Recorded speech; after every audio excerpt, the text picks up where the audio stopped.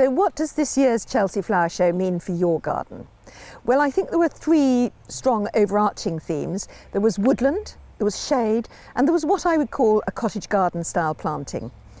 Trees were the star of the show, from mature trees to stumps used as ornaments. And they were partnered with shade-loving plants like ferns and mosses and hostas. And by the way, when it comes to hostas, Sienna Hostas, who are one of the main suppliers of hostas in the Grand Marquis, say that they use garlic spray to keep slugs and snails away. So I hope that's a helpful tip. Of course, show gardens are quite small and they used a number of tricks in order to get lots of trees into the garden. And I think those are very useful for our smaller gardens. And the two main tricks are multi-stem trees and cutting off the lower branches. Multi-stem trees, beloved of show gardens everywhere for a number of years now, actually allow more light through, and also they never grow as big as they would have done if you'd left them as a single trunk. And of course, cutting off the lower branches lets in light and space. It gives you room for planting or perhaps for furniture below. One strong and really good message that came across, I thought, was that the shady part of your garden is no longer a problem. Shade is not just valuable, it's stylish, it's beautiful, it's easier to look after, and it's a wonderful foil for the colourful parts of the garden. Gardens that featured a woodland area and then some colourful planting on the outside, like the Glasshouse Garden by Joe Thompson or Monty Don's RHS Dog Garden, really did showcase those colourful flowers beautifully because there was a shady background.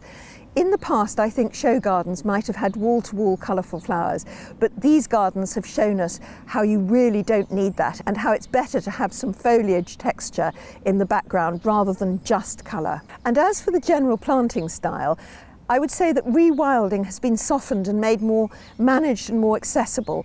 Self-seeders, wildflowers, pioneer species, all of those were featured in a number of gardens. So what are the tips you can take away specifically for your garden?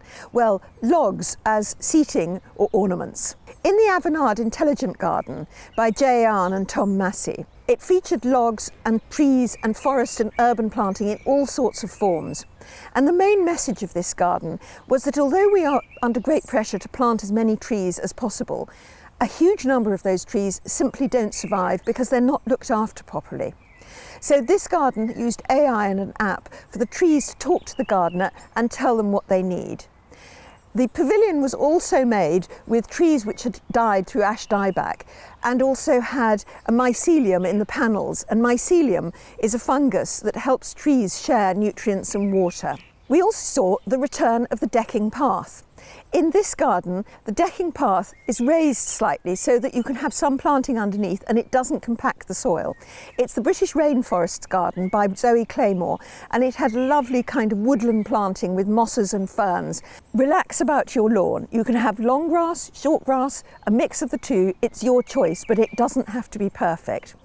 In this garden, which is Monty Don's RHS Dog Garden, they had a lawn because Monty Don said that dogs love a lawn, and indeed children love a lawn, and an open space also is a good foil for other more elaborate planting. But all credit to them, they did not make this a perfect lawn. It's quite shabby and shaggy. It's got weeds in it. And it's got neat edges, so it does show off the rest of the garden well, but it really does say you don't need a perfect lawn. Use balls or blobs. I did a video recently on the blobbery, which I'll put in the description below.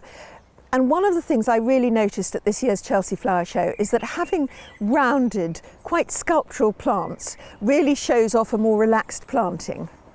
There were some lovely copper beech balls, both in Joe Thompson's Glasshouse Garden and Monty Don's RHS Dog Garden. But there were other varieties of plants clipped into balls. The one thing I didn't see, of course, was box or boxwood balls, because with box blight and box tree caterpillar, it's really not sensible to plant box in almost any part of the UK or Europe at the moment. Layer heights in your garden for a sort of secret garden effect. Usually when garden centres are promoting plants, they put out a whole load of plants, bright, colourful plants, all at the same height.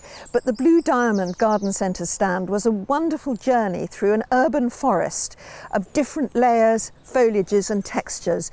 It just made you realise how secret and private even a very small space can be. And there was similar urban forest planting in this garden, which is made for the London Square Chelsea pensioners by Dave Green, and also in the Boodles Rain Dance Garden by Dr. Catherine MacDonald. Well, in terms of tree varieties, I think the pine has really come into its own. You could almost play a game with this video at seeing how many pines you spot in show gardens. There were big mature pines, there were ground cover pines, there were middle-sized pines. And the reason for this, I think, is that pines are evergreen. They're very resilient. They grow in a wide number of climates and soils. But they also aren't as solid as most evergreens. They have an architectural and sculptural quality, and they let more light in. So add wildflowers to your garden, or pioneer species or self-seeders. Now, pioneer species, as featured here in the King's Trust Garden by Joe Perkins, are plants which will self-seed themselves and survive in really difficult, harsh and hostile situations. And they often actually are the first plants to come along to colonise an area, and then they break down and they make the soil better for future plants to come along. In terms of wildflowers, the Kent Wildflowers stand was promoting the idea of growing wildflowers to put in borders to fill gaps, or indeed, as I have here, an entire border full of wildflowers. Moss is no longer something to get rid of. Of course, the Japanese approach to moss, as seen here in the Japanese tea garden, which won Best in Show, is beautifully curated moss balls. But you could also see moss in a much more relaxed way on stones or around the water. But definitely, if you've got moss in your garden, hang on to it. And if you haven't got moss in your garden, I'm not quite sure how you create it, but keep an eye out for it. And alongside moss, you have ferns. One garden, the Pathway Garden, had 360 different species of ferns in a very small space. And the reason why ferns are so big, and I saw them in a lot of gardens, is that once again they have architectural and sculptural qualities, and they're also great in shade. Ferns will need quite a bit of watering to get established, but once they're established, they are often very drought resilient as well. So if you are interested in making a little patch of secret woodland in your garden, then don't miss this video coming up next with Jamie Butterworth, who helped Monty Don with the RHS Dog Garden, telling us how to choose trees for small gardens. And thank you for watching.